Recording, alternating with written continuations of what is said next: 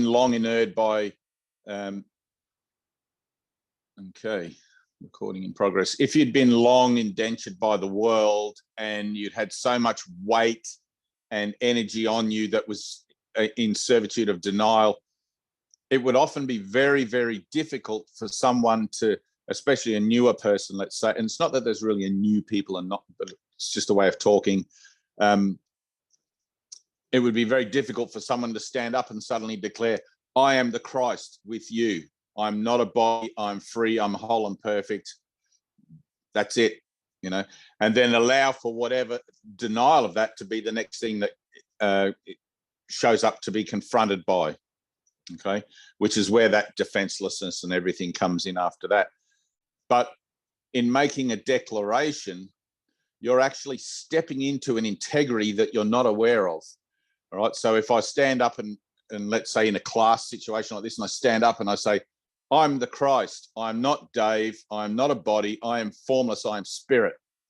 All right. I'm making that declaration in front of witnesses. And I have to stay true to that declaration with no idea how that's going to look. How the hell do I stay true to that? I don't even really know what that is, right? So this is from the unenlightened perspective. I don't know what that is. Jesus tells me that I'm a spirit, or I am spirit, one with all things. I'm making that as my declaration. That's going to then be my bottom line, my line in the sand, okay? I don't want to compromise that. I'm obviously going to compromise it unintentionally, or maybe intentionally. I mean, it's all intentionally, but I obviously am going to compromise it, but I'm going to be watchful for my thinking that allows myself to compromise it. Okay, so people, and especially, you know, the saying that a prophet is never welcome in their own home. Those that know you best, when you stand up and say, I am the Christ, they're going to be like, what have you been smoking? You know, who have you been hanging out with? Like, what's going on for you? Are you okay? You know, all this sort of stuff. And if you try to tell them that, oh yeah, but I've just found this book and I'm doing it and whatever, they're going to think you're like crazy business. So you can imagine what it was like 2,000 odd years ago when Jesus, the disciples, and whoever, any prophet really, if you go Isaiah or Moses or anybody, anyone stands up and says, look, I'm a servant of the Lord and I'm here to tell you something, automatically, because you're instructing like the external fabric of time and space, automatically that external fabric is going to try and shut you down because its true nature is denial. Okay. It doesn't want you to be the Christ. It doesn't want to allow you to be whole and perfect as God created you. And it's only when enough of us come together who finally looked at the world and gone, this is ridiculous, let's rearrange our thinking, that we allow each other this space by the grace of God to stand up and say, I'm going to start my journey here, and I'm going to proclaim my Christhood in the world in a place that is only designed to convince me that I'm a body. All right. Of course it has to convince me I'm a body. This is an experience of separation through which I'm transiting in an application that we call awakening to reality, or awakening to truth within our own experience, that even though I can see it differently, a prophet is never welcome in their own home. It's never going to allow me that open-ended declaration, right? Because everything in time and space is encapsulated and closed. As soon as you say you're the Christ, there's no reference for that in the world other than Jesus or whatever, and nobody knows what that is anyway. All right. So the world will always try to contain you and hold you into some kind of temporal reference to convince you, right? You have to keep your finger on your nose, to convince you that you're wrong about being the Christ. Okay. So awakening is like where Jesus says it's like climbing a very steep mountain, and the going is hard and the way is rugged and all. It is. It's full on until you get to a certain point where you've made enough out of your declaration that either everyone that knew you before's run away and thinks you're crazy, or you have other people that you've sort of gathered to you energetically that are willing to support you in the idea of that you are the Christ. Right. And if we were to look at Jesus as that example, the most prolific one I'm aware of anyway, for someone to be able to do what he did to heal the lepers and turn water into wine and all of those things. And then he suddenly stands up and says, I am the Christ and so are you. It's like, well, you may not know what that is, but you would certainly give him the benefit of the doubt. All right. So here we have each other. We have faith. And Jesus says, where two or more are gathered, there I am in the midst of them. So when we have our light meditation, we enter in to that circle. We're saying in our hearts and minds, we're saying, yep, I'm ready to take a step here. I'm ready to enter into a declaration of service, a willingness to heal and be healed. The whole thing, like everything goes on in a light session. And I don't want to scare anyone, but I've seen people thrown across the room like by unseen energies, and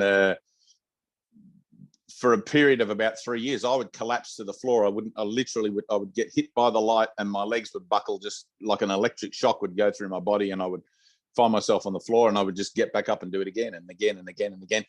And some of the phases that you go through in, I don't want to call it metaphysical work, in transformation, some of the phases that you'll find yourself going through in transformation, if you really throw yourself into it, they can last for quite some time. And in the lessons, Jesus says, you may have many light episodes as we go along, right? And it's like, these are not ends in themselves, but they are a means to an end. They're showing you that true sight is beginning. That's also what we're about in our light meditation. We enter into that circle for an experience, because experience is the teacher. Concepts are nothing. Okay. All my words, everything I'm telling you now, it's rubbish. It doesn't mean a thing. Okay. Experience is what means something. So we enter in to our circle with the willingness to play whatever part. Okay. Now, Jesus had 12 disciples, and like it's a common reference, I'm just going to keep using him for a minute. 12 disciples. If you would, and I don't want to get into numbers because I know people think about numerology like it's something, and it's nothing as well, just like anything else is nothing. But there are the 12 tribes, 12 months, 12, everything's 12, and so the 12 great rays that extend out from God. And having seen those 12 great rays, I know that those 12 great rays are a thing. Every other 12, I'm just making it up. But you enter in not knowing what ray association you are. Okay, now, this is really hard to talk about. So my teacher, Ted, used to say there are like 12 different types of people on the planet. We're all mutations of a single kind, and we mutate them. But there's 12 vibratory associations, and then I'm sure there are mutations off that. But we're all coming back to the one. Okay, some of us come from this side of the mountain, some from that side of the mountain, but we're all climbing the same mountain. So when you enter into a light session, when we do it, when we have a circle that we enter into, I often find that, especially new guys, I stand there with their eyes open, looking at others and like, what are they doing? Because you don't know what's going on. What are they doing? And you stand there looking at others, they've got their eyes closed and they're trying to get into their zone, and into their surrender. So whatever's going on for somebody else isn't you. Okay. So the light session is the last admission of separation, really, but it's within the coming together, within that idea of we're joining into a singular circle, we're joining into a singular purpose, a singular everything, that we experience union of mind. Okay, now that can be kind of freaky at first if you've never joined in mind with someone. And it's not that you're joining in, it's not like telepathy where there's a your mind and a their mind. It's the one mind. Okay, we're all one. So joining in mind is joining in your true mind, which is still you as you think you are, right? It's almost impossible to talk about this, but it's still you, but it's you as in the higher you. I don't know how to put that, but anyone a Star Trek fan here? Travis is like, yeah, I like Star Trek. I just don't want to say that out loud. So on Star Trek, they have the Borg, right? So the Borg are an agglomeration of aliens that operate as a single unit. There's millions of them or whatever, but they operate as one mind. So one of them on the other side of the universe can communicate with another one on the other side of the universe, not because they have a way to communicate, but because they're actually only one of them appearing as many. Okay. That's about the best way I can describe it. I really can't, but it can get kind of hectic. All right. So a light session this is a journey into fear. We're all aware of that. A Course in Miracles is a journey into fear. It's a journey to confront our blocks and to remove them with forgiveness. Right? It's not a journey into aren't we all wonderful and this is peace and love and rainbows. It's getting dirty with it. All right. So a light session can bring all that up. It can bring up all that emotionality and all that fear. And if that happens, that's awesome. That's what's meant to happen.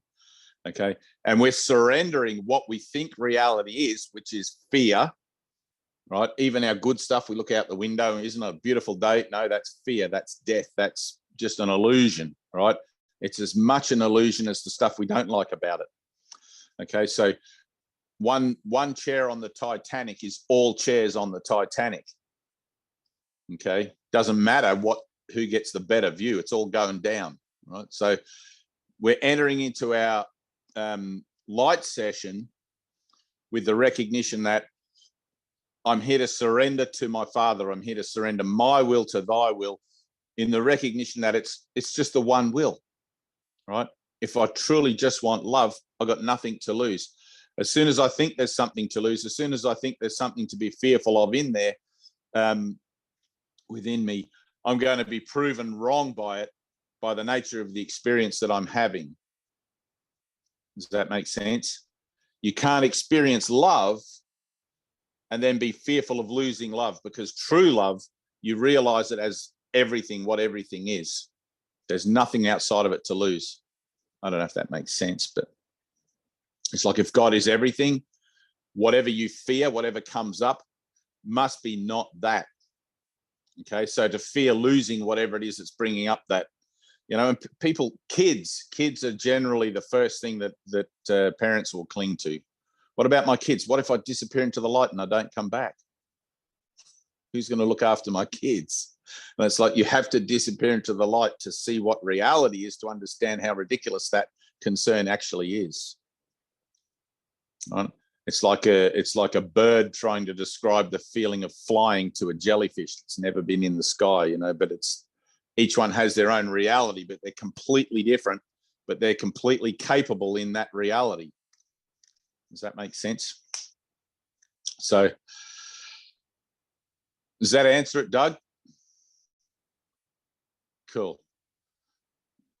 So it's really just a willingness. It's a willingness to enter in. Yep. It's a willingness to enter in to an association that is completely dedicated, without any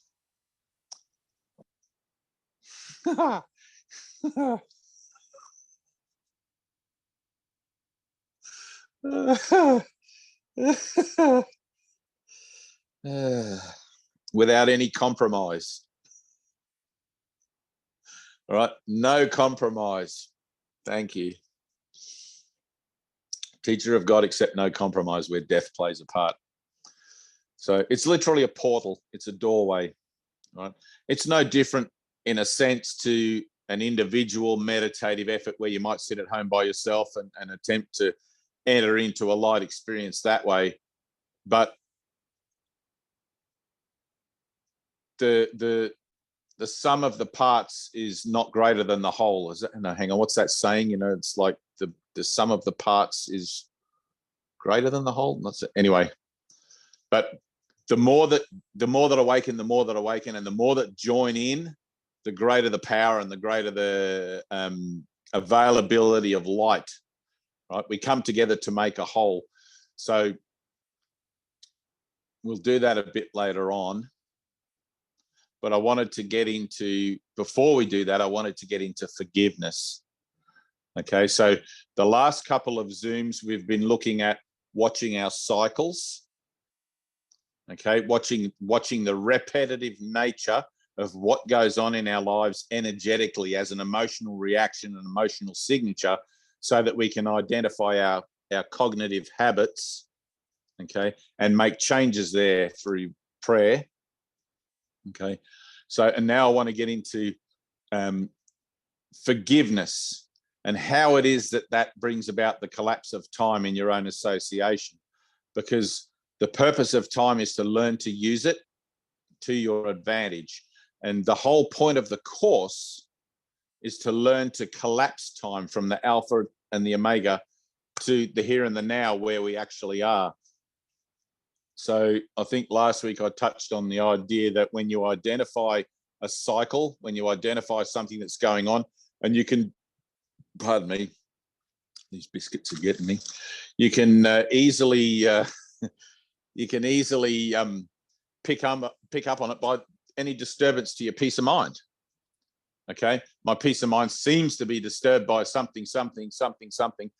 And if you're not keeping yourself in a safety zone, in a little, bubble of comfort, you're going to be disturbed by things, which is why get out in the world, go and do stuff, join football clubs or whatever, and meet other people that are going to push your buttons, because those things are actually useful in this. And do whatever you got to do, right? You listen to your heart. I need to do something. I feel like I need to change somehow, right? It's not that you want to change the landscape, particularly of your physical environment, but you need something to change in here, because you can tell when you're stagnant. You can tell when you're comfortable. You can tell when everything seems to be just okay, And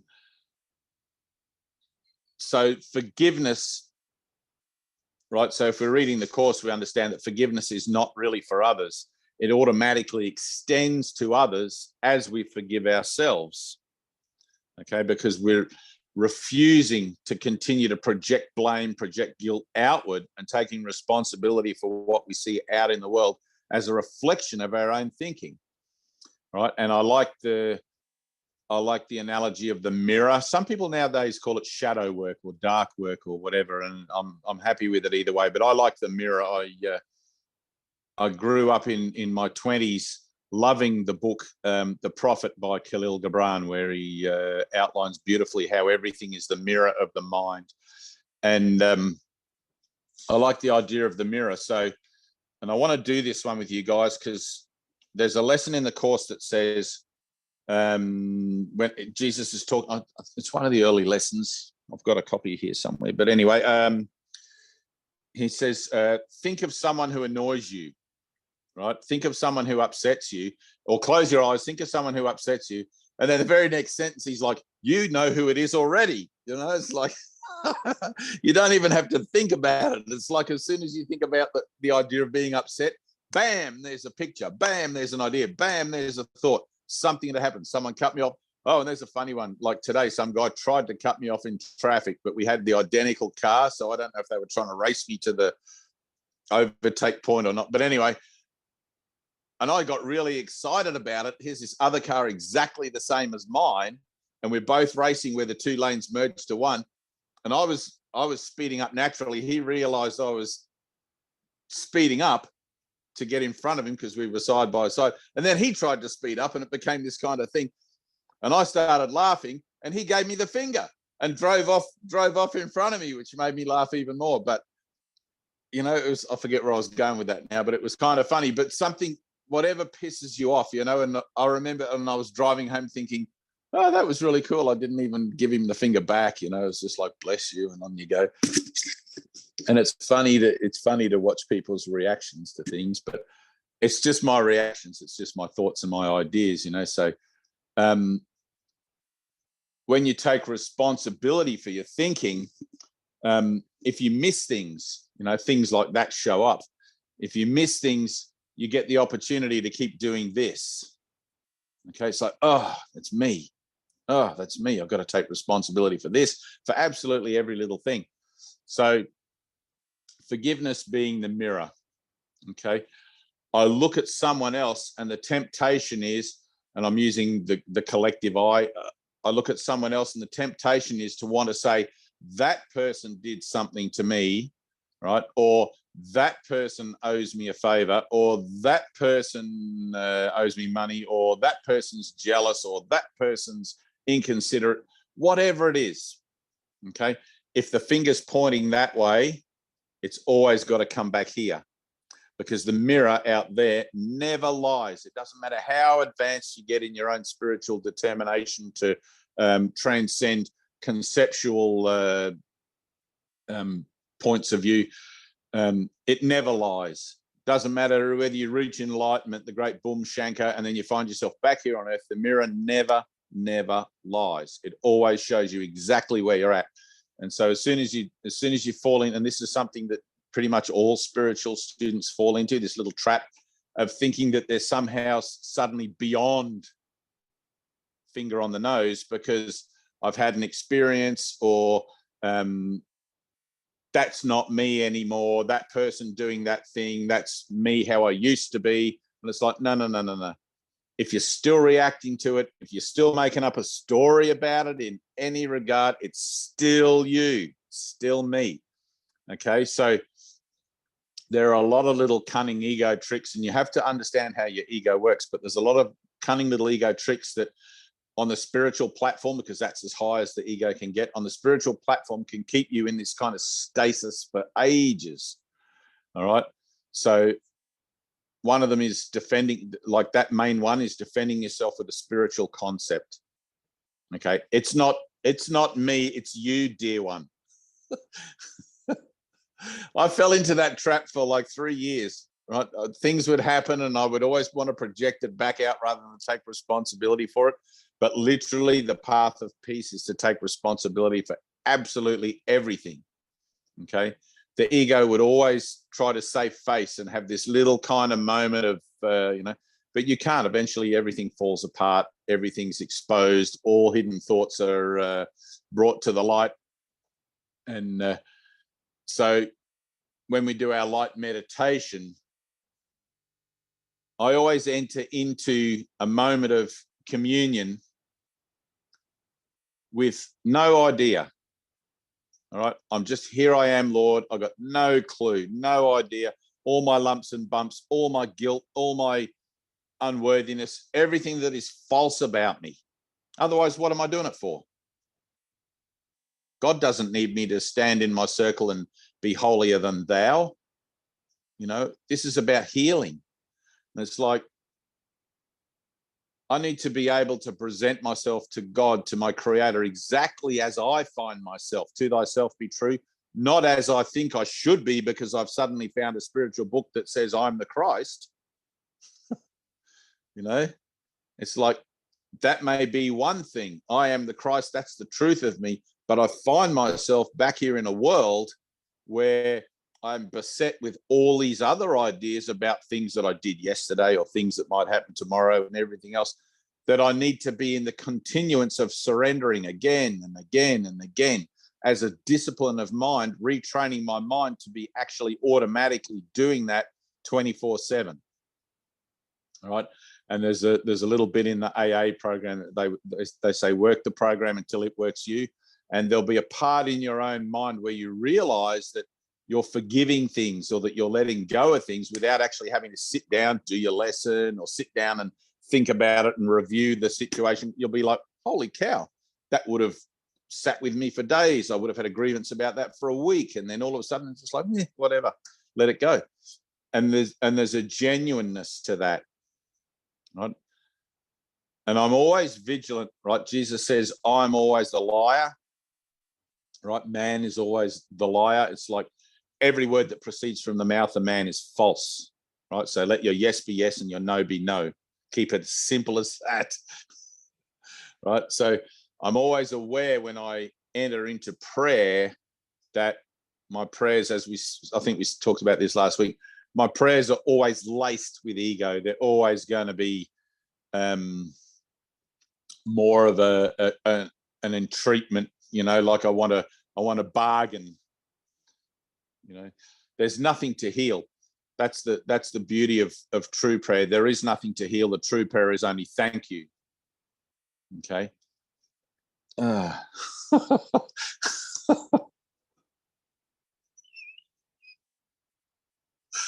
Ah.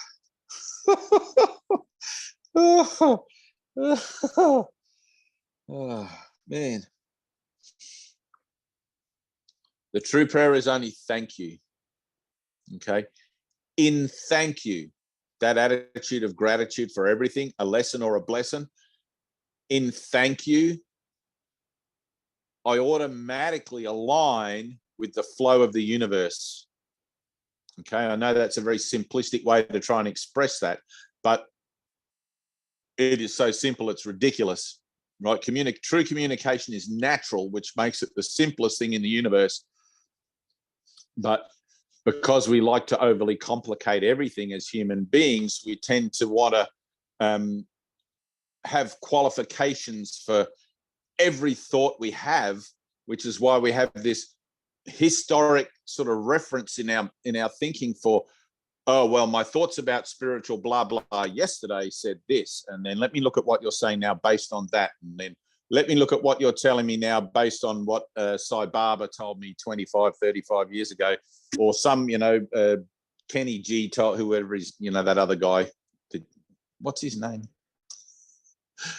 The one that just changed his name to a letter. Or was that Prince? I'm getting confused.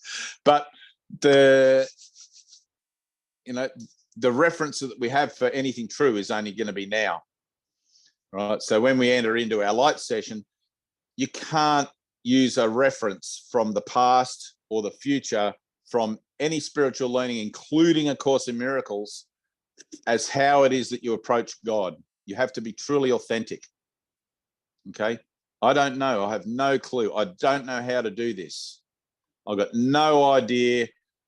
Here I am, Lord, just do with me as you will, heal my mind, right? Now, whatever that looks like, that can look like falling down, vomiting, coughing, laughing, crying, but you'll recognize the signature, okay, when we do our light meditation, you'll recognize the signature of healing by a sense, and you'll feel it internally. You'll feel an internal sense of being drawn out or sucked out of yourself.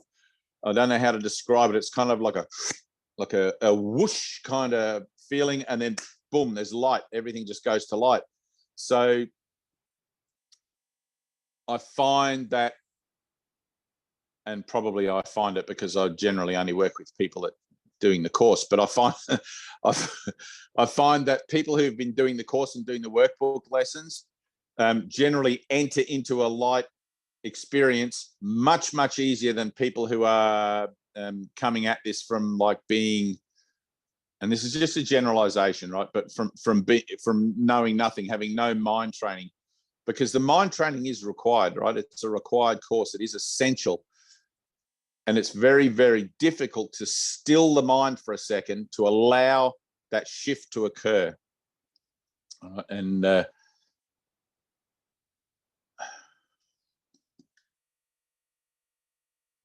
I don't want to talk about it that way. I was going to give you an example, but I don't think that'll be helpful.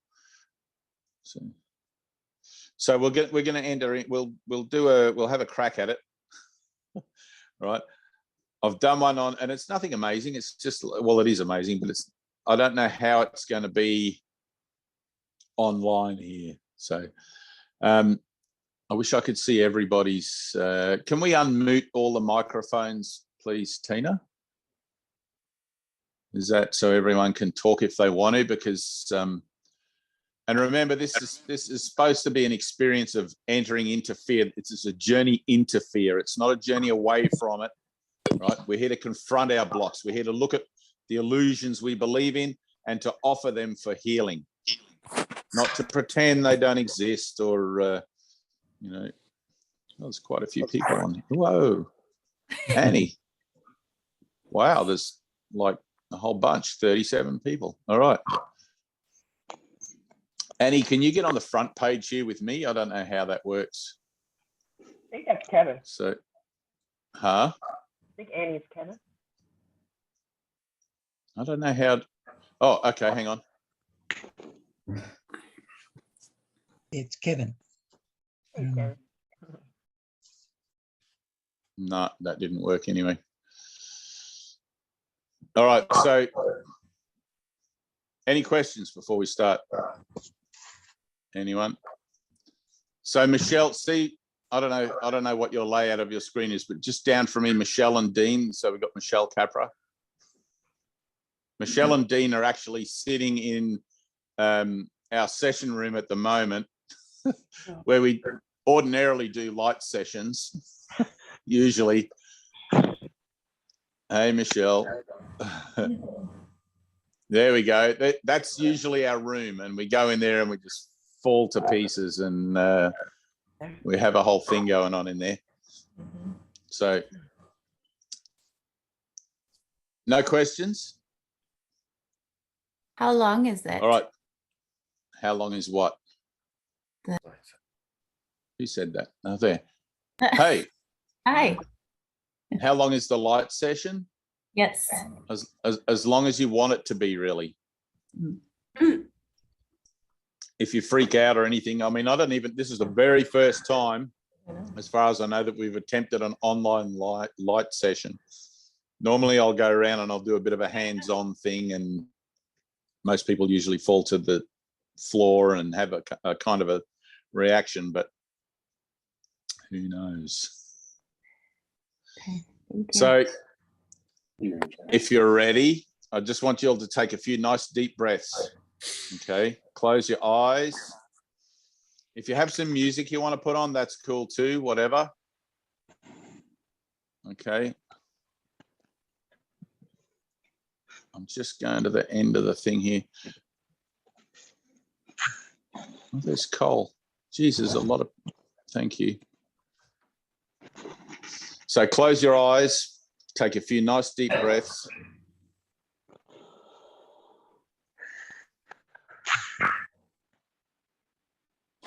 And I just want you to kind of like imagine, you have to use your imagination in this for a second. Imagine this is the only moment there is.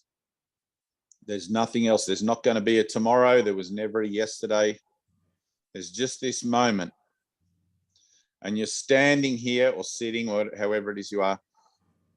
You're standing here under God. Okay. We'll use that classic idea of God being above and man being below. Okay. You're standing under God and you're presenting yourself exactly as you are. Okay. For healing, for an experience. Just breathe. And you'll notice that your mind's probably trying to examine things. I'm getting a feedback from somewhere.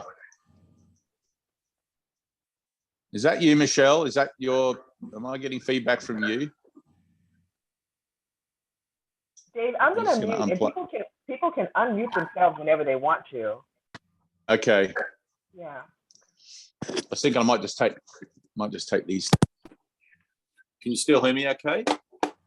Yeah, we can hear you. You're going to be muted for a second, though. I'm going to mute everybody and then you can easily unmute yourself. Okay. You don't need to do anything. I was just thinking if anyone had a question before we sort of and do this. Just unmute. You can just unmute. Welcome to a great experiment. All right, so close your eyes, take a few deep breaths, and we're going to enter into that circle. It's a circle of willingness. I'm willing to forgive. I'm willing to be forgiven. I'm willing to heal and be healed. I'm here for an experience. And you kind of have to feel it, not just because I'm saying the words. You've got to feel it. Get in touch with your heart and mind together, okay? The heart is the passion, and the mind is the place where you make the decision. And you've got to feel it in your heart that you want to enter into an experience of communion with God, right? In that wanting, you're not really wanting anything per se because you already are in that experience. You're simply allowing yourself to come under the guidance of one who knows how to reconnect you, right? The Holy Spirit. Because you believe you're disconnected, not because God thinks you're disconnected. Okay. So the Holy Spirit is our medium of communication. Okay. And allow everything else to go. Obviously, your minds you're gonna be having thoughts about, am I doing this right, or what am I doing? How do I surrender? I don't even know how to surrender. All of that stuff is simply not surrendering. Okay. When you try to work out how to let go, you're not letting go. You just have to let go. Tina, let go. Stop looking at it. Ready? And I'm just going to pick on you because you're the host. Let go. Let go. You're not letting go. You're still examining what that is. Ready? Breathe. Here I am, Lord. Here I am, Father. Right? You got to feel it. You got to mean it. Yes, right there. Now stay there in that place. Stay right there. Don't adjust to it. Okay? Do not adjust. Let it go. You're here for an experience. Don't adjust. Don't examine all that emotionality that's coming up. Let it happen. Just let that happen. That's perfect. Yes. Thank you. Breathe.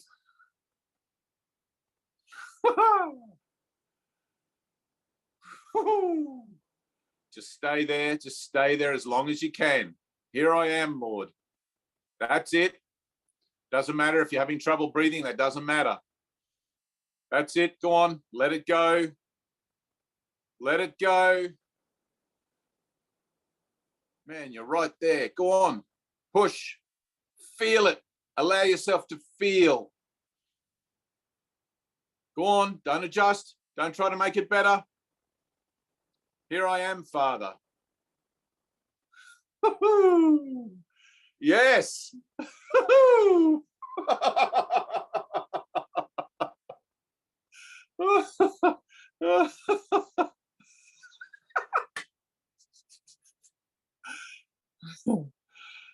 Oh, beautiful. Thank you. Thank you.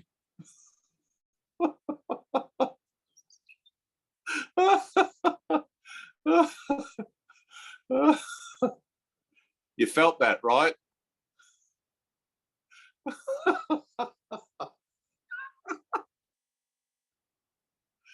Good. Thank you. You feel it in your heart. It's like it just starts in your heart. Whoop. All right. Now just stay there. Don't try to work it out. Yep, that's it. Yep. Just stay there. Let that fit. It'll grow. If you don't examine it, it'll grow. As soon as you get into a place where you try to examine what's just happening for you now, you're going to push it away again. Okay. So breathe. Here I am, Lord. Stay in your circle. Okay. Travis. Focus. Focus. Okay. Don't go astral with this. Stay in your body. Okay. Feel. In your case, you're going to feel pain. Okay. Emotional pain. Let yourself have it.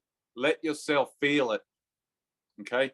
This is what surrendering is. We're not here to be spiritual and be nice and be perfect. We're here to be wounded humans. We're here with all our bumps and lumps and all the lessons that we failed to learn and the lessons that we hope we don't have to go through within the future. All of that. We're here to be magnificently vulnerable. We're not here to be tough, to be strong.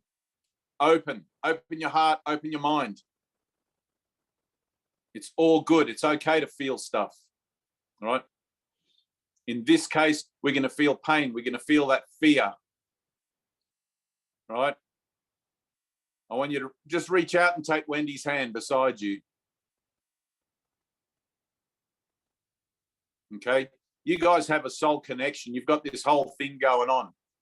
Right. Let that be your dedication. There you go. Woo-hoo! Yes. Stay right there. Stay right there. Feel it. Here I am, Father. Here I am, Lord. All of you, it's the same thing. Doug, get in touch. Yes, yes. Feel. It's okay to feel. It's okay to go in and like, God damn it, you know. This is the journey of life. You got to have the feelings with it. You got to allow yourself to acknowledge it.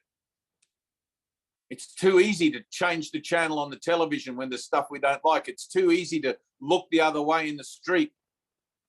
But it's not on the television. It's not in the street. It's in us. It's in my mind. What I see out there is the reflections of a thought that I'm trying desperately to get rid of in my mind that tells me that I'm separate from God. I'm not separate from anything. Here I am, Lord. I'm responsible for all the pain in the universe, for all the suffering in the universe. Whatever suffering I see in others, it's my suffering. It's not out there in the world. I need to free my mind from it so that I no longer project out onto situations the miscreated thought processes that seem to keep me separate from everyone and everything. I'm the Christ and so is my brother. That's all I want. That's all I want to see. That's the only recognition I want to have 24/7. But to do that, I have to purify my mind. I have to see where it is that I've been buying into the illusion in my own heart, in my own mind, and allow that to come up for healing.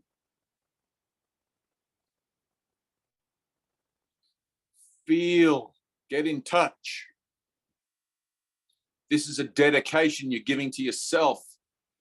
That's it, Travis, that's it. Take a deep breath. Feel it. I know you can feel Wendy right beside you, okay? She's not beside you, she's in you, you're one. Feel it, there is no separation. Cassie, good. Don't go astral, stay in your body. Don't try to transcend the physical nature of things, stay in it, that's it. Oya, yes.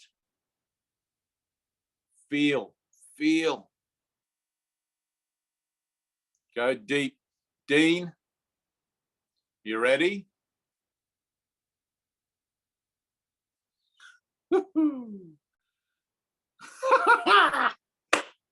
Yes, there, right there. There you are. All right, this is awesome. Beautiful. Yes, stay there. Dean, breathe. Take a deep breath, breathe. Yes. Michelle, the same.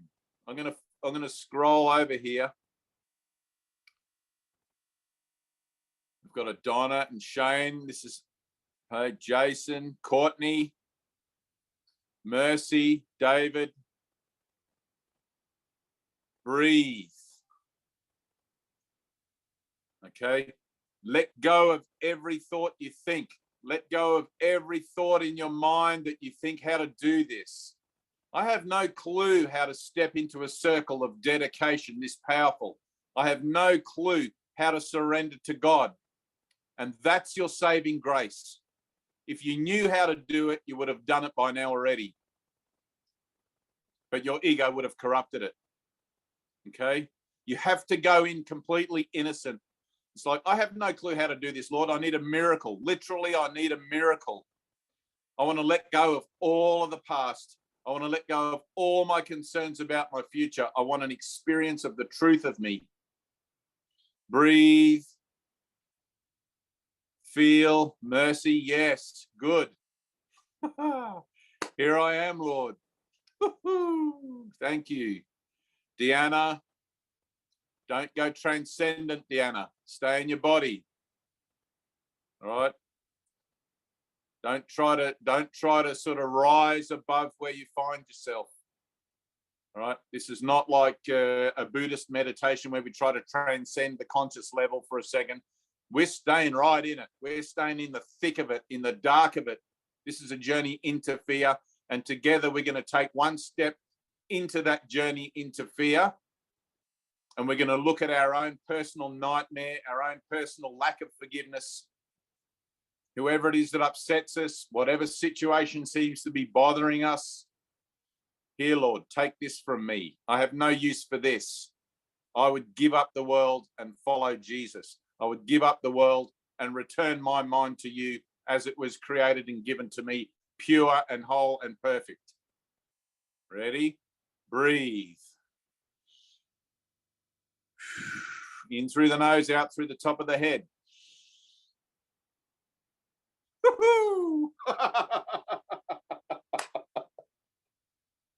Woo-hoo! Yes, feel. Jason, feel. Stay in your body. Ready? Shane, same thing. Donna, focus. It's hard to get human beings to focus. Usually our sense of focus is about 30 seconds to a minute. Okay, so we're doing well. Breathe deep in. Okay, when opera singers breathe, they push their stomach out and it gives them a full breath. Right, so we're going full breath, slowly. Here I am, Lord. And just keep breathing and allowing for that vulnerability and that willingness to enter in. Like we're just repeating, it's a dedication, a dedication. Here I am, here I am, here I am. Every time the mind gets distracted, what was that noise outside? Maybe I put the kettle on. Don't buy into that. Bring yourself back. Bring yourself back to your center. Here I am, Lord. Yes, Courtney, good. Yes. Thank you.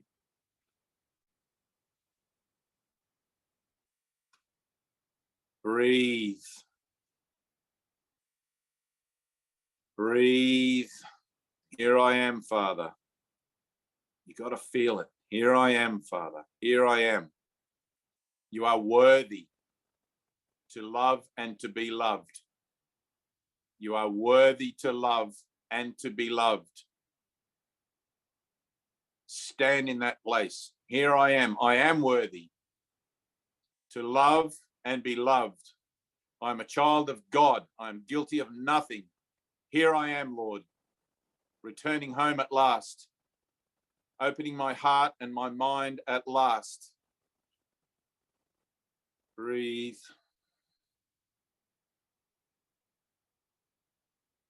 Terry, good. Ida, good. Susan, Sharon, Bethleen, Skylar, Nikki, Laura. Oh, there's a whole bunch.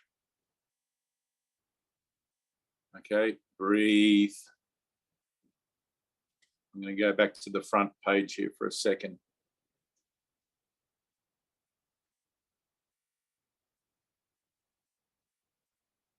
You have to let yourself receive. Ready? There we go.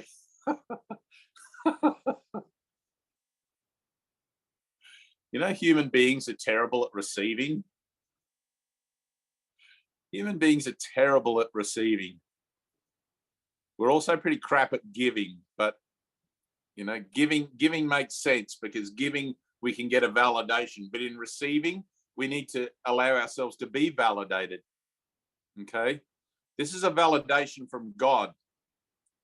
The only one worthy to validate you is God. God is your creative source. Okay, my validation, the validation of your peers, all of that is nothing. We're equal. We're completely equal. There's nothing about me that is any different from anything in you. Breathe. Woo-hoo! Here. Woo-hoo! Feel. Feel. Yes. Wendy, that's good. Dean, good. Yes, Cassie, stay there. Right there in that place. Don't examine it, just stay there. Yes. Stay there. Feel it. Feel it. Go on. Let yourself have this. Let yourself feel it. Yes. Yes. There's enough passion in there to move a mountain. It's like if you want to scream, scream. If you want to cry, cry, whatever. It's like, don't try to stifle it. Don't try to put a cap on this. Feel it deep, deep, deep. We like to live in these kind of like little superficial references for ourselves. We get so good at like narrowing everything down. I'm like this and I'm not like that. It's like, no, I'm everything. I'm one with everything. All of a sudden, all the boundaries, all the walls have to go. I'm one with the universe. What am I going to try and put a boundary against? You know, what am I going to try and not feel? We've become very, very good at denying our feelings. Very, very good at pretending it doesn't matter. That's all right. It's like, no, it matters. It totally matters. Your happiness totally matters, right? Your healing totally matters. Let's not limit it in any way. You are totally worthy. You are a child of God. Uh-oh, battery. I'm going to have to...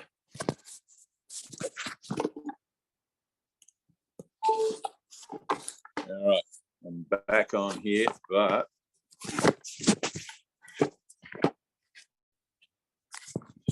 Flip this. Oops.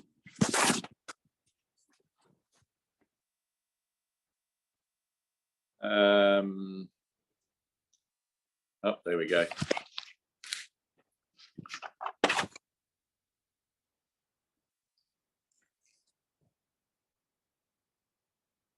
Yes. Yes. Breathe, Donna. Breathe. Deep breath. That's it. Good. Yes. Good.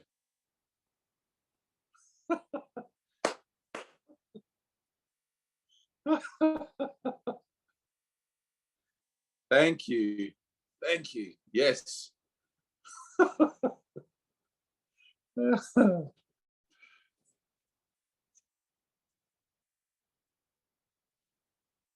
All right. Feel. You've got to be authentic with this. You can't come to this whole and perfect. All right. The experience we're coming to for this or through this is one of our wholeness and our perfection. Oops.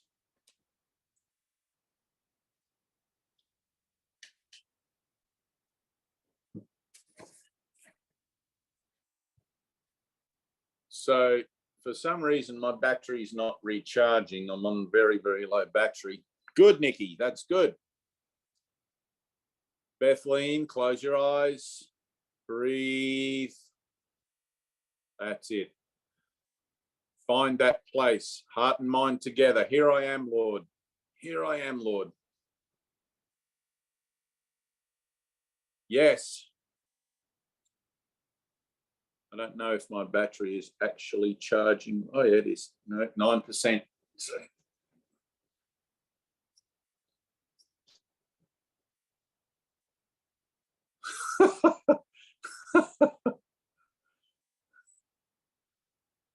Good one. Thank you, Donna.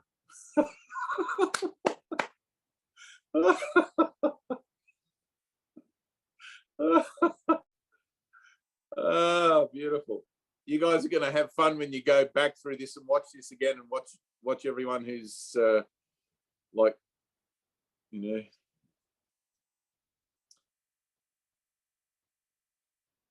I don't know how to pronounce your name. Is it Aya? A-I-U-A?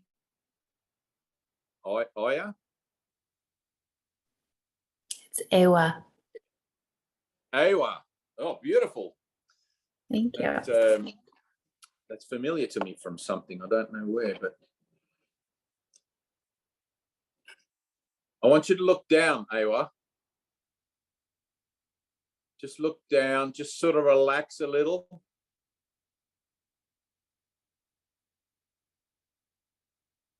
Breathe.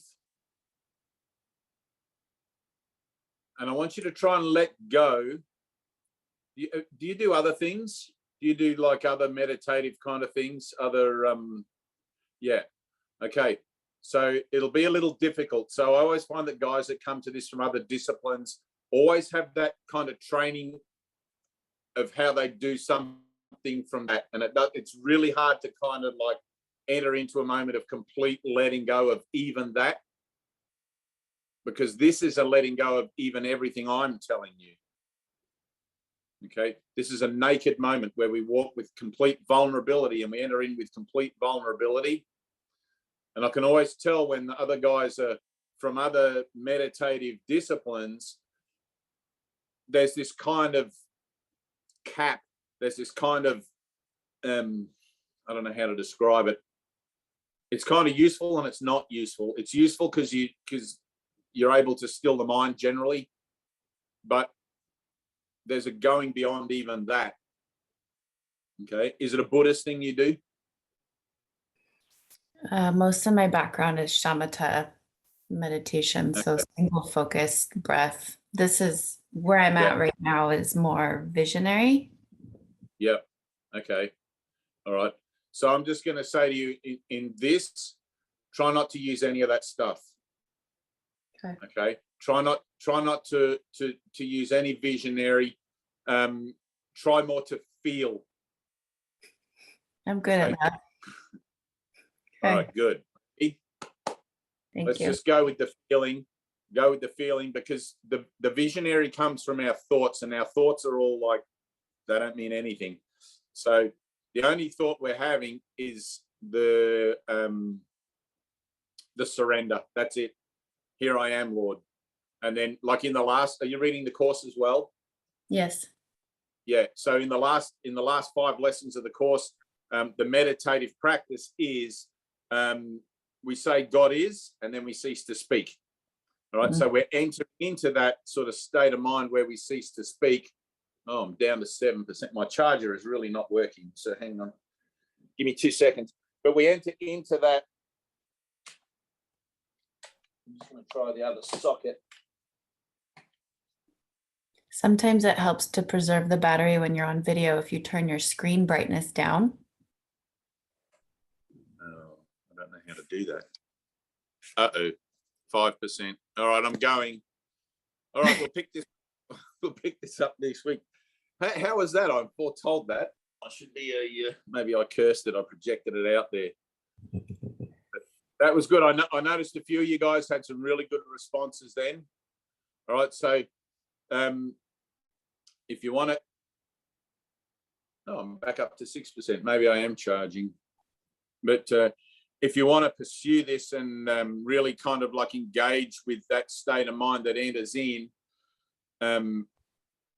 maybe review those last 5 lessons. If you're on an earlier lesson, it doesn't matter. Keep doing that earlier lesson, but you can also go to the last of those 5 lessons, the little review there, and just sort of pick up on that with what we were doing today, because really, essentially, that's what we're doing today. Yes. Okay. So with the surrender, and you'll get the hang of it. I was listening to your guidance, and when you said surrender, that's when the imagery came up. So when that happens, is it just about returning to the feeling? See what you're trying to do there? You're trying to work it out. Okay. You can't work it out. Okay. Okay. So when that happens, your mind's, which is all ego, your mind's going to pop in and go, what do I do now? I'm still, now what? How should I feel? It's like, no. Let that go and just feel. Right? It's the same thing as saying, well, I want to be happy. How do I be happy? Well, just stop trying to decide how to be happy and just be happy. Stop trying to decide how to let go and just let go. Okay. So there's a point where, and if you've ever been really frustrated about something, you'll know this one. There's a point where you just sort of kind of emotionally slap yourself in the face and say, just let go, let it go. and you let go of something like breaking a bad habit. No, I'm dying. I'm down to 3%. So, but you can't work out how to let go. Okay, the whole thing has to be miraculous. Okay. Dave, you want me to bring the laptop to you, my laptop to you, and you can just use this one? Yeah, okay. Yeah, that'll be cool. All right. I've got 4% left, but You'll have to turn yours off, you'll get feedback. all right. No one go anywhere. We'll be back in 2 seconds. I don't even know if I'm off. Hang on. Leave.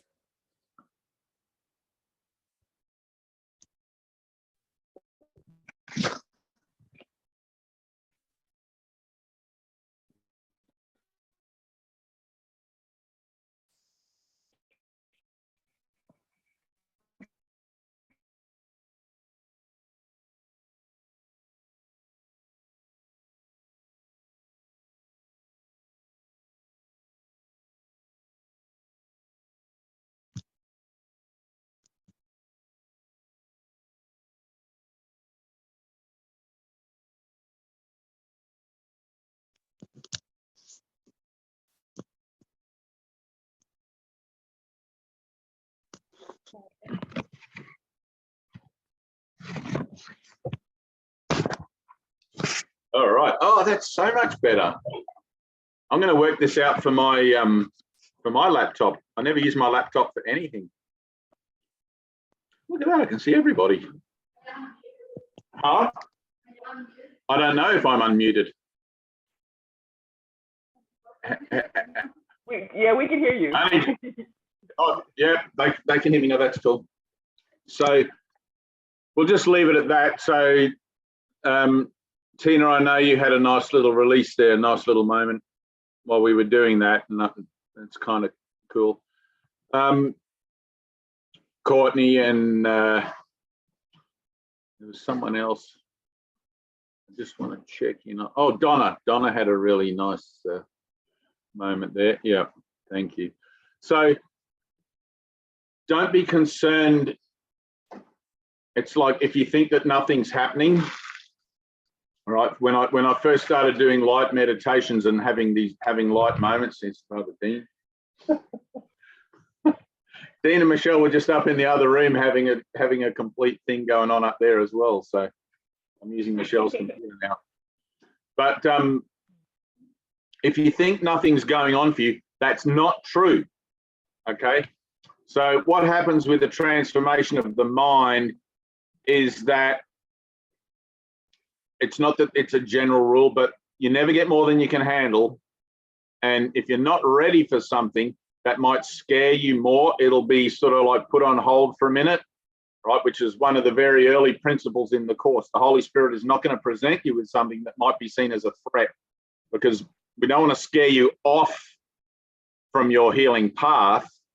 Okay, it takes a minute to understand that the journey into fear is helpful, because most people that come to a spiritual discipline do so from a fearful place, and they're looking for something unfearful or something that's less fearful, something better. All right. And then when you tell them, it's like, no, well, you have to go through the fear again and whatever. It's like there's generally a great reluctance to want to do that. So I find that sometimes it takes a few goes to feel okay. And I don't know how to put that, to feel ready, to feel like, yep, this is the time I'm going to do this. This is, I mean, like with this framework, Zoom, we've never done it like this before. I've never done a online Zoom thing, but it's a completely different format from what I'm familiar with, which is good, but also in the same time, it'll reveal itself as to how that is that it becomes useful to the whole. Does that make sense? Can I ask a question? Yes. So at the beginning, when you started doing it, and we were obviously all closing our eyes and we started doing the breathing, I mean, it felt, I could feel the energy. Could you feel it? Oh yeah, man. Yeah. It was intense. It was like, and just, you Right. could just feel it in your heart. Right. Okay. I am that energy. You look at me and you think I'm Dave, I'm a body. I'm not. Right. Okay. It was pretty you're intense. also- Like I could really feel it intensely. Right, in my exactly. heart. Okay. Yes. Right. Okay. So could everybody else pretty much. Right. That's what I'm wondering. Did everyone else feel Some it? some to more or less degree. It doesn't matter. It depends upon your willingness to actually be. And words are really hard to try and convey what goes on, you know. It's like words are almost like in the way of conveying what's going on, right? But if you can imagine willingness, not as a scale, but like if I said to you, we have to go on an incredible voyage across the ocean, whatever, and we may never come back and we might drown and we might whatever. Some of you would be willing to go all the way and you'd be like, yep, I'm in that because I've got nothing else going on anyway, you know, to reach the promised land. And others would be like, oh, maybe, you know, and that's how it is with like anything spiritual. All right. So when I say this takes total willingness, right, that total willingness to me could be the whole ocean voyage. And that total willingness to you could be just like coming down to the dock to wave goodbye, you know, but it doesn't matter. It's still willingness. But as your willingness to participate grows, as your willingness to enter into the experience of self or the experience of illumination grows, because finally you see how reasonable it is, and you see that everything else other than that just doesn't really make any sense, right? You begin to be able to avail yourself more of that light energy, which is what Deanna said she could feel it in her heart really intensely. Okay, and like Donna felt it, she just about vibrated out of the planet. Okay, are you outside or something there, Donna? Or you're in pitch black. I just turned all the lights off. But generally, I find if you're doing the workbook lessons and you've been keeping pace with your own transformation and just like being mindful for the kingdom of heaven and all of that stuff, it doesn't take long before you're able to enter into the light experience.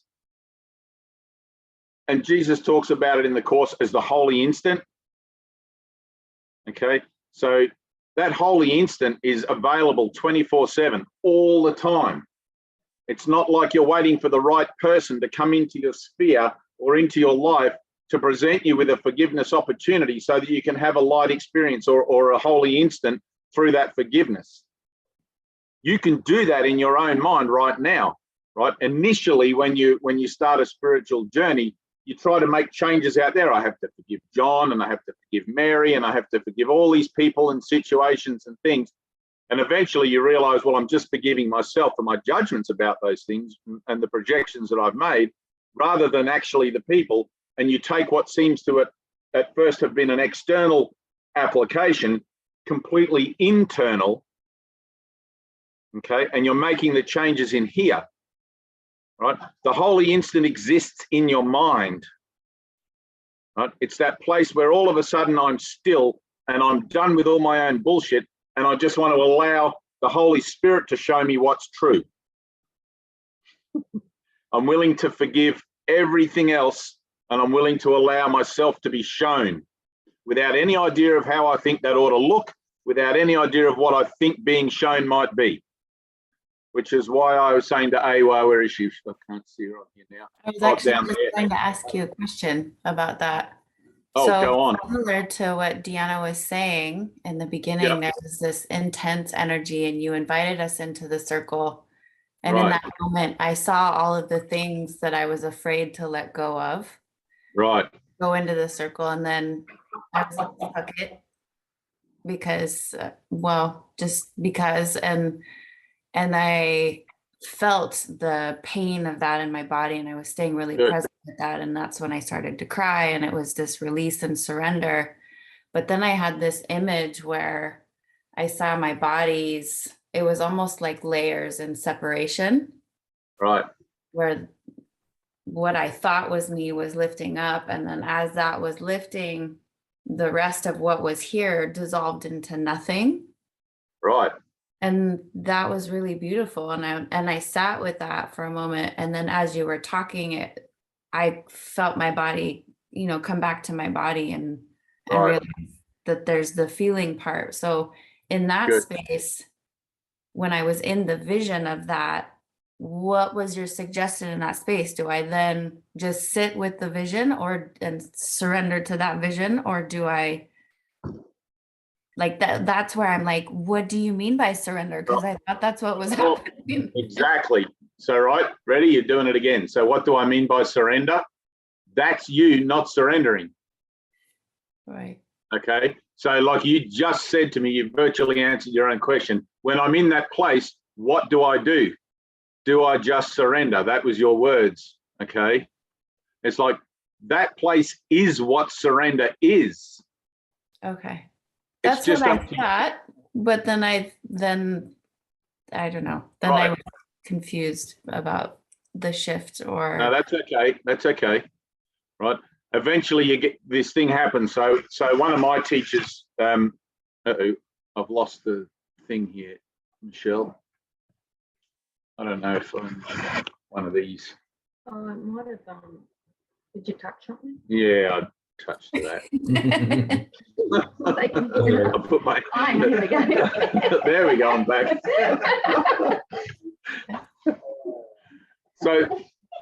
So one of the things, and I don't want you to think of this particularly as a guided meditation, but one of the things that happens with a guided meditation is you're listening generally to the facilitator, and then at a certain point in consciousness, your own transcendent or your own transcendental thing starts to kick in, and the facilitator just sort of like fades out into nothing. You don't hear my voice, you don't hear anything, okay? Mm-hmm.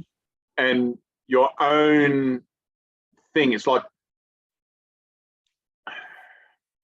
it's really hard to think, but it's like I'm gonna tell you to enter into this situation with me, but I'm going to tell you don't listen to me. Right. Does that make sense? Mm-hmm. So, and like this is just the very first time we're doing this, so there's got to be this kind of framework for a minute, but eventually I'm just going to go, hey, Ava, and you're going to go, ah, and have this whole experience, right? When I look at Tina up here, ready? Right, so there. And her heart, look, ready? There. And the same with Dean and Michelle over here. Dean and Michelle have just finished the workbook some time ago, and it's like the three of us sometimes will just go up to our session room, we'll just sit there, breathe. We'll just sit there and just our minds will open and we'll just laugh for an hour, you know, just like rolling on the floor, and you can't stop. And it's not that you would even really want to stop, but it's like the mind wants to qualify what's going on. Why can't I stop laughing? Right?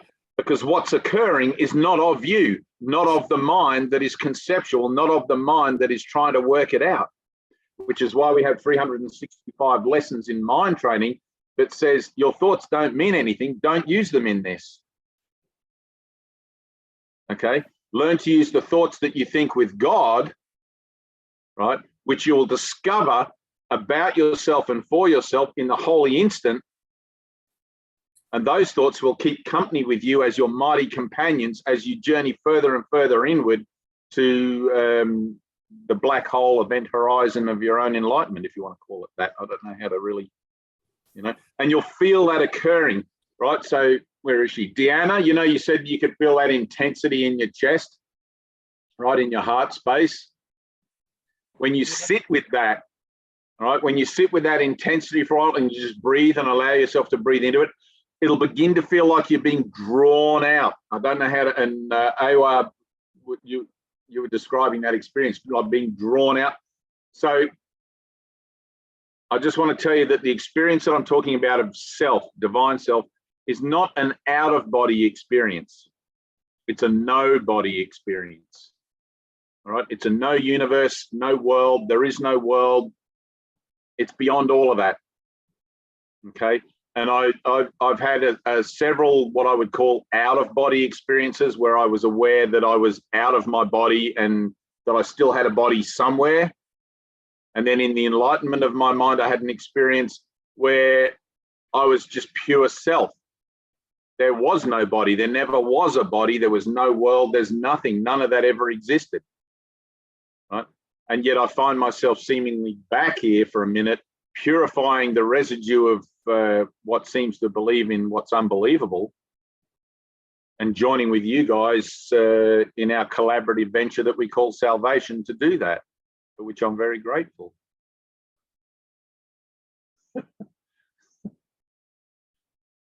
So anyway, that's about it, unless anyone's got a question.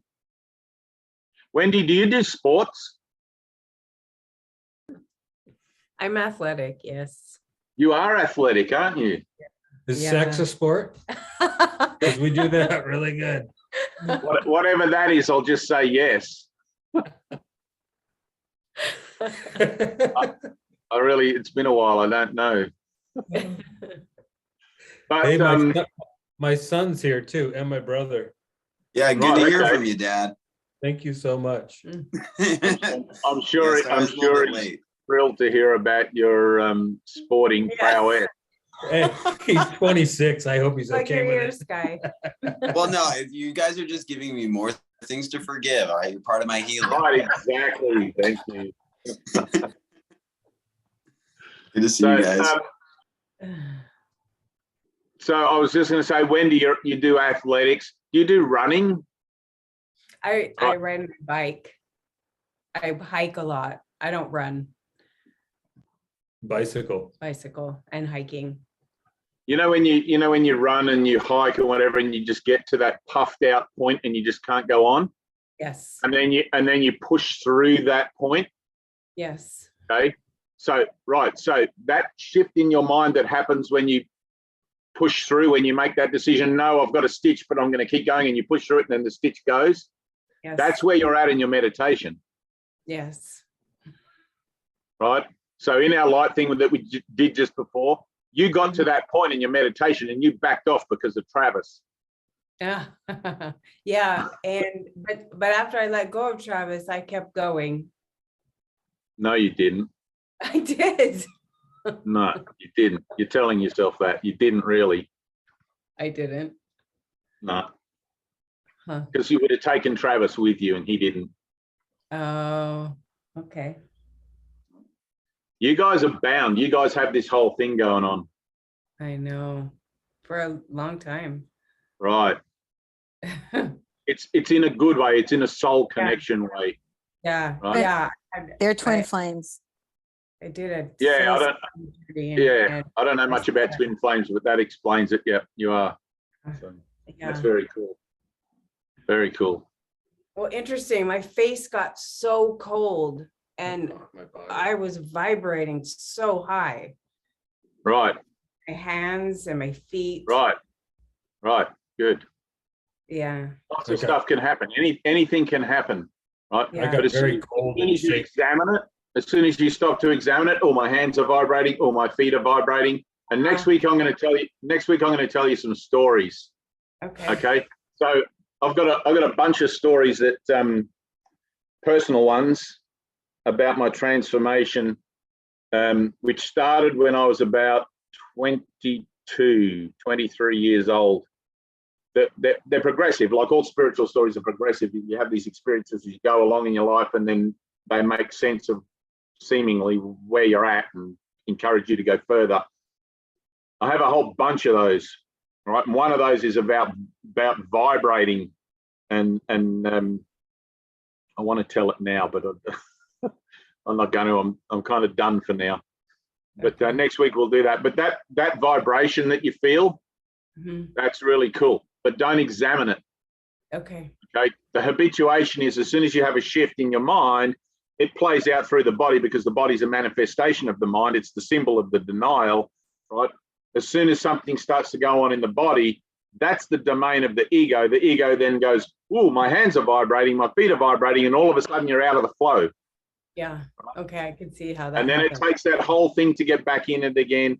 So the mind training is literally of the course is literally training your mind to stay focused right here, right now, like boom, no matter what's going on. You know, like one of my earliest meditations was a friend of mine who was a hypnotist, and I was trying to give up smoking and whatever else was going on at the time, and she taught me how to meditate in a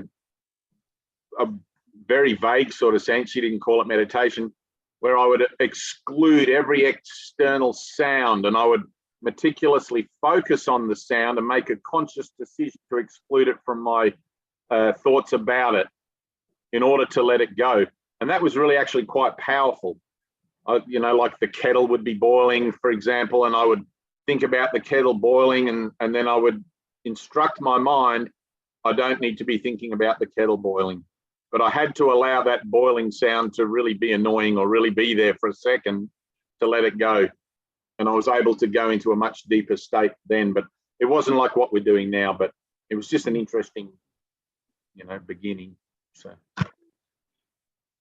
anyway, any questions? Anyone? Anything?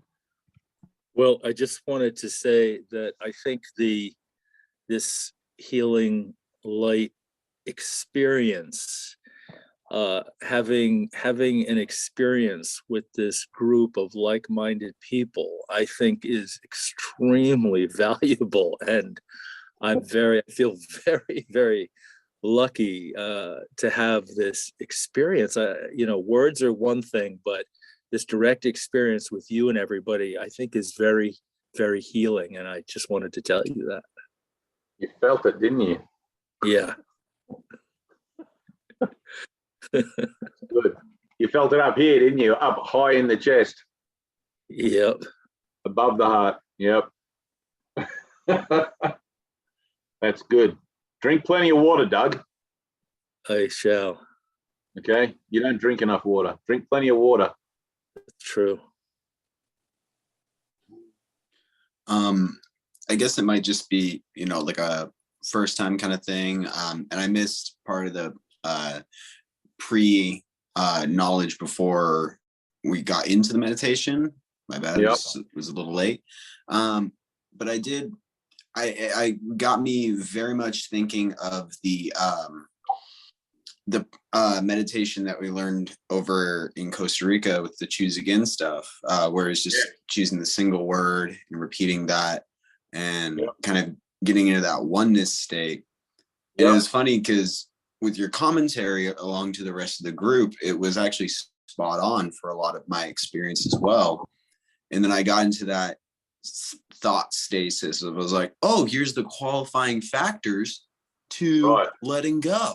Oh man, I'm still letting go. And it was just this stutter step kind of thing going on. But I've heard about those guys in Costa Rica doing all that stuff. I'd love to go there one day. It'd be kind of fun, I think. it's a good time. But thank you for the opportunity to join in the group, and looking forward to brother, you are working welcome. this out. You're welcome. You're welcome. Thank you. It's like truly, thank you for having me. Appreciate it. All good. Anyone else before we go? I just want to say something really quick because Hey.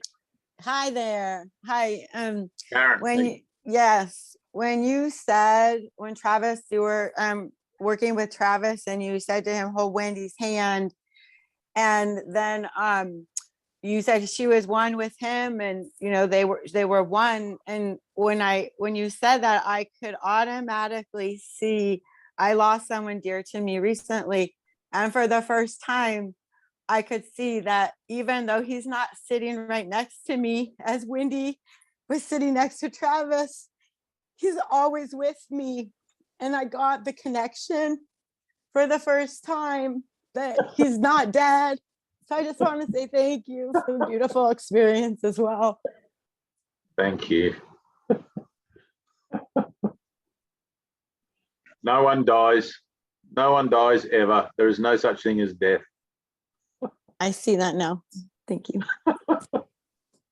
Yeah.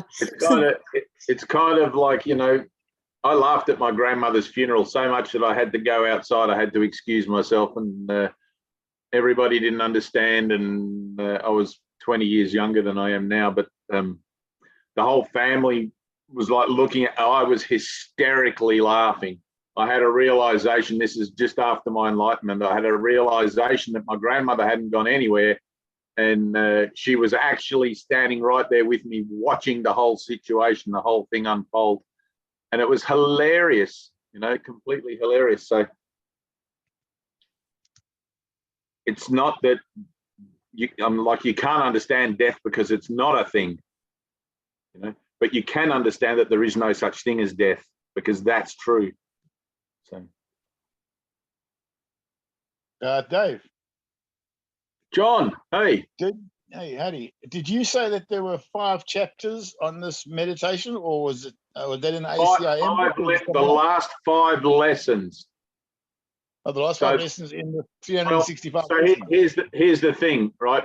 All of the lessons in the course are this. All of them.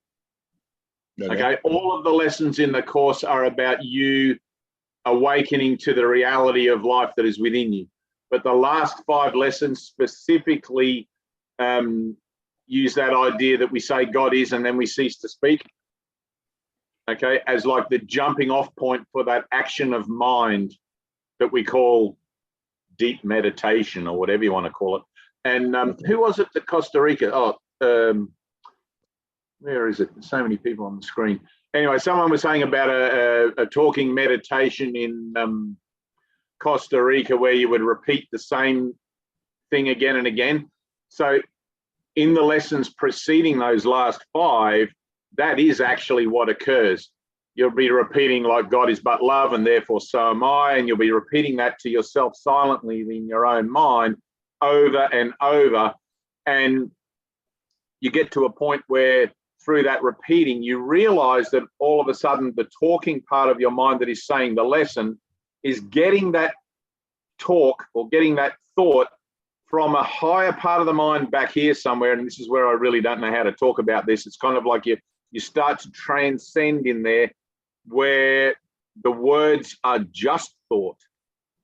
I don't know how to really describe that.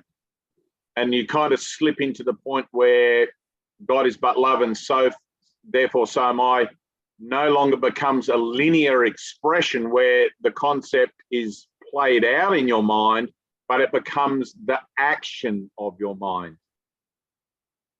Okay.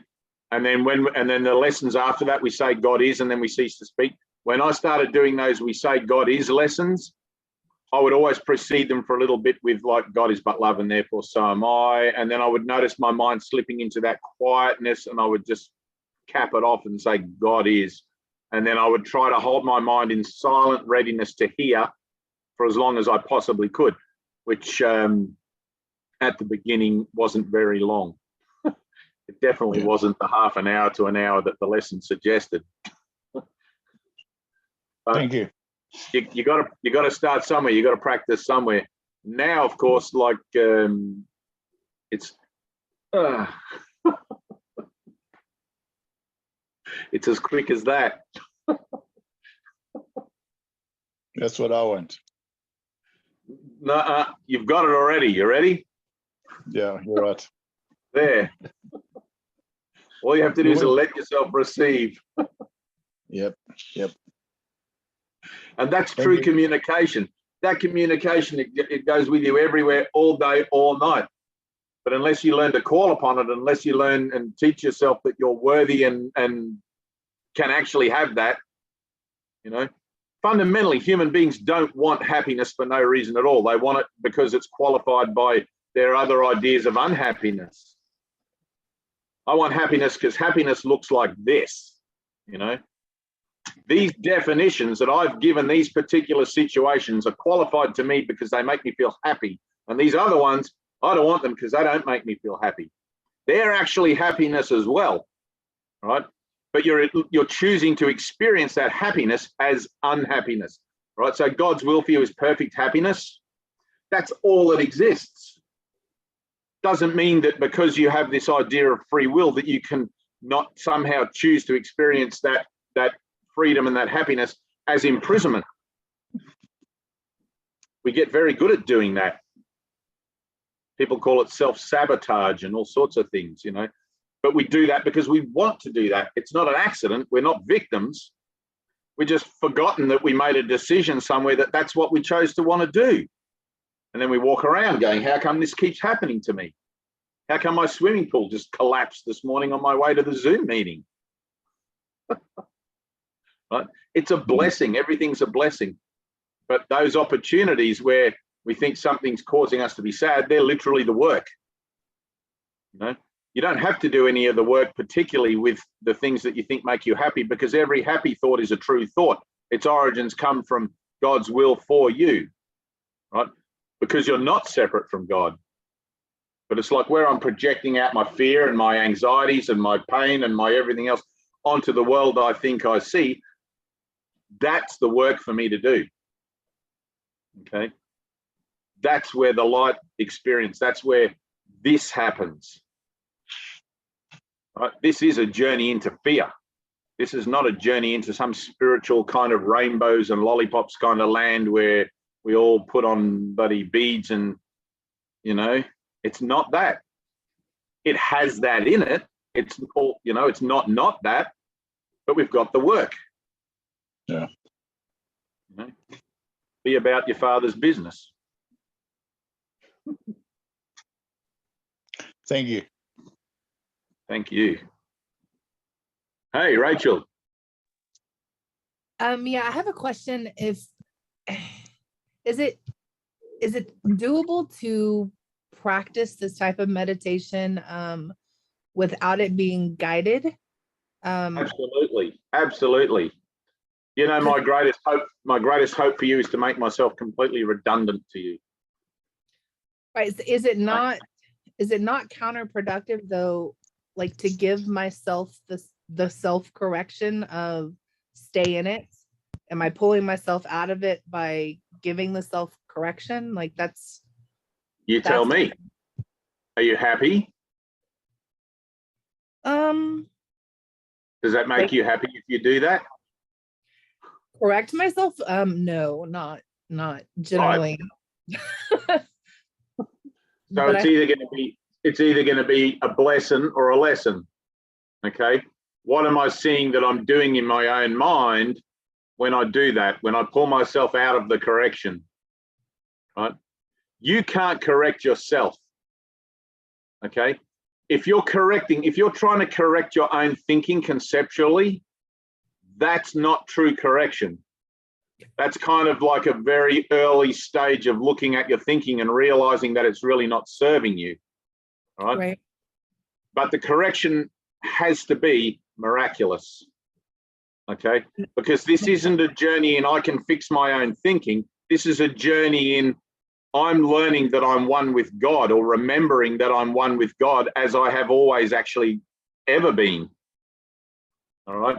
So what we're doing is reconnecting that relationship or rekindling that relationship in our own awareness through learning to become miracle-minded by deferring all of our corrections to God, right? Without necessarily having any idea of what God is. It's like there's a little leap of faith that happens every time, you know. So. Thank you. I used to do that. Trust me, I used to do that all the time. You know, I'd be walking around and then I'd have some horrible judgmental thought about someone or something. And then all of a sudden I tell myself, oh no, don't think like that. Don't think like that. That's not very nice. I'm supposed to be thinking better and, you know, and all of this sort of stuff. And then the next thing you know, another horrible thought would come in because nothing had actually changed. All I'd done was try to convince myself that I shouldn't think a certain way. It's not like changing a habit where you're a little kid and you pick your nose and all of a sudden you're in public and you realize as you get older that it's not really acceptable to be picking your nose in public and you can just stop doing that. You know, it's like, well, hang on a minute. This is my thoughts. This is my mind. I'm the one that got myself into this mess. I'm hardly likely to be the best qualified to get me out of it. Right. If I knew how to do it, I would have done it by now. Exactly. Yeah. Ready? Miracle-mindedness. Say it to me. Miracle-mindedness. Miracle-mindedness. Yes. You're learning to become miracle minded. Everything with God. Everything with God. Thank you so much. No, thank you. And thanks to God for you. That's good. Are we done? Yeah, Tina. So this one, we'll put it up. Put it up.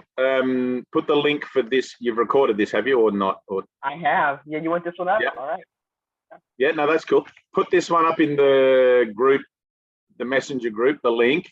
Give me a day. And you guys that have been with this, who was it that said they missed the beginning? Somebody. But Skylar over there. You can go back and you can just watch, because at the beginning I did a kind of a preamble for the whole thing, to see where you're at with it and everything. You guys are all in the group chat, right? Huh? Yeah, everyone's in the group chat because that's where it's going to be. If you're not in the messenger group chat, contact Tina, who's here to my, whatever that is, my left, my right. Let me put my I stuff don't know how in. everyone shows up on everyone else's devices. I'm actually above you. From my vantage point. You're to my left. Email, Tina? My vantage point. What's that? I'm going to put my name in right now. I was gonna say, do we need to friend request you and then, I or? don't know how that works. I don't know. So how Tina Tyler, Tyna. You should put your real name up there for a second, Tina. I am. Awa, we'll put you in. Anybody that wants in, we'll put you in. We can do it. Yep. Contact Wendy and Travis, or Tina, or even me. I'm not too untechnical, but I'm getting there. Just got to get a bit of battery for my iPad. All right, blessings.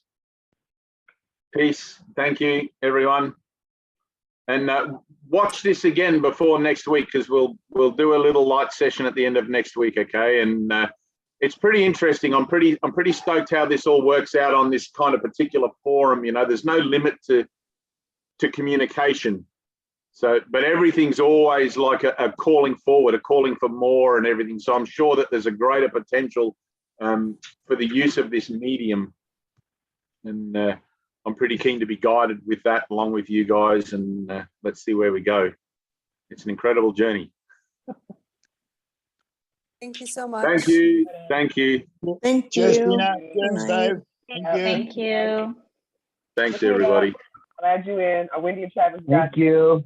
Good night. Okay. I don't know how to. Oh, hang on.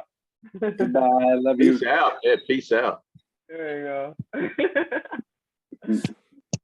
All right. Love you guys. Doug, you still here? I thought you was leaving. Bye, friends. Late, yo. Go to sleep. Cynthia, sleep early. Go to sleep, love. All right, you guys. I'm outie. Thank you.